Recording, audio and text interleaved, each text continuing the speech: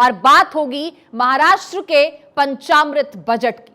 महाराष्ट्र के deputy CM Devendra Fadnavis ने आज एकनाथ शिंदे सरकार का पहला बजट पेश किया और इस बजट में किसानों को हर साल 6,000 रुपए की रकम दिए जाने का बड़ा ऐलान किया है और इससे सूबे के 1.5 करोड़ किसान परिवारों को फायदा होगा और इस पर सरकार 6,900 करोड़ रुपए सालाना खर्च भी करेगी। महाराष्ट्र के उप मुख्यमंत्री देवेंद्र फडणवीस ने किसानों, महिलाओं, युवाओं, रोजगार और पर्यावरण पर ध्यान देने के साथ पंचामृत के सिद्धांत पर आधारित राज्य का बजट पेश किया है। शिंदे सरकार ने अगले 3 वर्षों में 10 लाख किफायती घरों और इस वर्ष मुंबई मेट्रोपॉलिटन क्षेत्र में 50 किलोमीटर की मेट्रो लाइन चालू करने की घोषणा की है और इसके साथ ही मराठी भाषा विश्वविद्यालय की स्थापना की घोषणा भी की गई। महिलांच्या सुरक्षित आणि सुविधाजनक प्रवास आणि पर्यटनासाठी महिला केंद्रित पर्यटन धोरण तयार करण्यात येईल। देशाच्या सामाजिक आर्थिक प्रगतिशील बदलांमुळे शहरी भागात नोकरी करता अनेक महिला त्यांचे घर सोडून राहतात। अशा नोकरी करणाऱ्या महिलांसाठी केंद्र शासनाच्या मदतीने नवीन 50 वसतिगृहे सुरू करण्यात येतील। यामध्ये खऱ्या अर्थाने आपण या संकल्पामध्ये घेतलेले आहेत। गेल्या 2.5 वर्षामध्ये जे सगळं ठप्प होतं त्याला चालना देण्याचं काम केलंय। या राज्यात खऱ्या अर्थाने विकासाचा मेगा ब्लॉक तयार झाला होता आणि तो मेगा ब्लॉक या अर्थसंकल्पाच्या माध्यमातून दूर करण्याचं काम अर्थमंत्री महोदयांनी केलेलं आहे आणि म्हणून याचे जे काय प्रतिसाद आहे याचे रिझल्ट आहेत हे तुम्हाला येत्या काळामध्ये दिसतील। बजट में सरकार ने छत्रपति शिवाजी महाराज शेतकरी सम्मान योजना 2017 के शेष पात्र किसानों को योजना का लाभ देने का फैसला किया और इसके अलावा सरकार द्वारा महात्मा ज्योतिराव फूले शेतकरी ऋण राहत योजना का लाभ दिया जाएगा। महाराष्ट्र सरकार अब प्राकृतिक खेती को बढ़ावा देगी और साथ ही 25 लाख हेक्टेयर क्षेत्र को 3 साल में जैविक खेती के तहत लाया जाएगा। महाराष्ट्र सरकार द्वारा नमो शेतकरी योजना द्वारा किसानों को 6,000 की राशि सालाना दी जाएगी। अब केंद्र से भी सालाना 6,000 रुपए मिलते हैं। कुल मिलाकर किसानों को 12,000 मिलेंगे। आंगनबाड़ी सेविकाओं ने बीते दिनों ही अपने वेतन को लेकर काफी विरोध प्रदर्शन किया था। इसके मद्देनजर वेतन में बढ़ोतरी की गई है। महाराष्ट्र सरकार ने बजट में प्रावधान किया है जिसके तहत अब महात्मा ज्योतिराव फूले जन आरोग्य योजना में 5 लाख तक का इलाज हो सकेगा। इस योजना का पीले और नारंगी राशन कार्ड धारक परिवारों की बालिकाओं को लाभ मिलेगा। जन्म के बाद प्रति लड़की 5,000 रुपए दिए जाएंगे। पहली कक्षा 4,000 रुपए, छठी कक्षा 6,000 रुपए दिए जाएंगे। 11वीं में 8,000 रुपए दिए जाएंगे और बालिकाओं के 18 वर्ष की पूरे होने पर 75,000 रुपए दिए जाएंगे। इसके अलावा सरकारी बसों में महिलाओं का सिर्फ आधा किराया लगेगा। और उधर फडणवीस सरकार पर अजीत पवार का बड़ा हमला सामने आया है। फडणवीस सरकार में 500 करोड़ रुपए के घोटाले की बात उन्होंने की।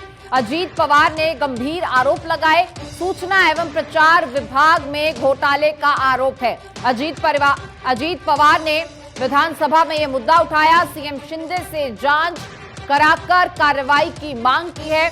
अधिकारियों ने 2019 में ये 500 करोड़ से ज्यादा का विज्ञापन दिया था। बताया जा रहा है कि बिना सीएम के अप्रूवल के ये मीडिया विज्ञापन दे दिया गया था और अब शिंदे सरकार से मांग की गई है कि इस पूरे मामले में जांच हो।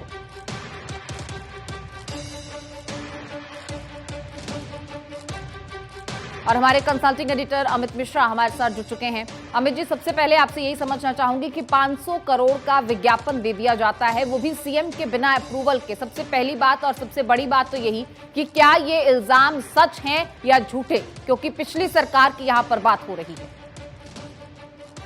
बिल्कुल, देखिए, विपक्ष के नेता हैं अजीत पवार महाराष्ट्र में और एनसीपी के भी नेता हैं, शरद पवार के भतीजे हैं और उनका एक रसूख है और महाराष्ट्र की राजनीति में अजीत पवार की अपनी भूमिका है। उन्होंने ये आरोप लगाया है कि 2019-20 में जिस तरह अधिकारियों ने अपनी मनमानी करते हुए लगभग 500 करोड़ रुपए का विज्ञापन, मीडिया विज्ञापन विभिन्न अखबारों को और विभिन्न चैनलों को दिया है, वो किसकी सहमति से दिया है, क्या सीएम का अप्रूवल था उस पर, और अगर नहीं था तो उन्होंने ये मांग की है कि मुख्यमंत्री शिंदे इस पर कार्रवाई करें और इस कार्रवाई में उन अधिकारियों को दंड दें जो जिनकी भूमिका इसमें शामिल रही है।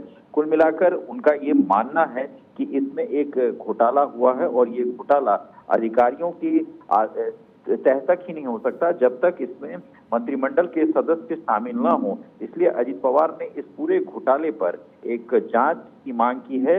और आपको बताऊं कि महाराष्ट्र विधानसभा में आज बजट भी पेश हुआ है और बजट के बाद महाराष्ट्र के विधानसभा में विपक्ष के नेता की तरफ से इतना बड़ा आरोप लगाया गया है महाराष्ट्र की सरकार और वहां के अधिकारियों पर, तो जाहिर सी बात है इसके सबूत उनके पास हैं। और जिस तरह उन्होंने मेंशन किया है, उन्होंने कहा है कि 2019-20 में सरकार ने बिना किसी अप्रूवल के, अधिकारियों ने बिना किसी सहमति के ये कैसे किया होगा, ये संभव नहीं है। इसलिए उनको इस विषय में सहमति मिली और इस विषय में सहमति किसने दी, ये सबसे बड़ा विषय है जो जांच के बाद ही इसका खुलासा हो पाएगा। तो अजीत पवार ने इस विषय पर एक जांच कमेटी गठित करने की जल्द से जल्द मांग की है।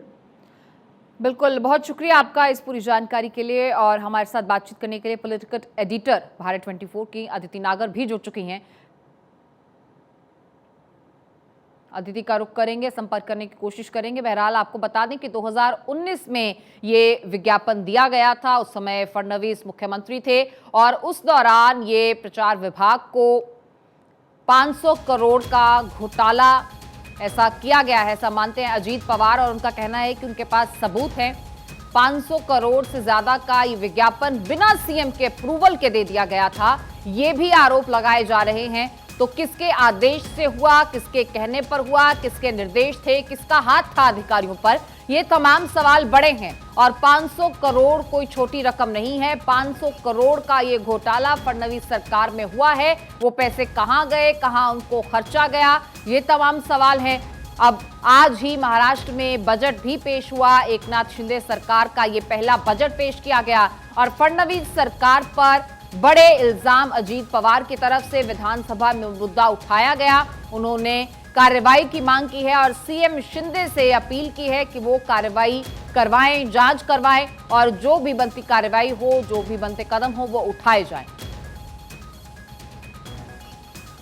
तो फडणवीस सरकार पर अजीत पवार ने बड़ा हमला करते हुए फडणवीस सरकार में 500 करोड़ के घोटाले का जिक्र किया है और सीएम शिंदे से मांग की है कि वो इस पूरे मामले में जांच करवाएं।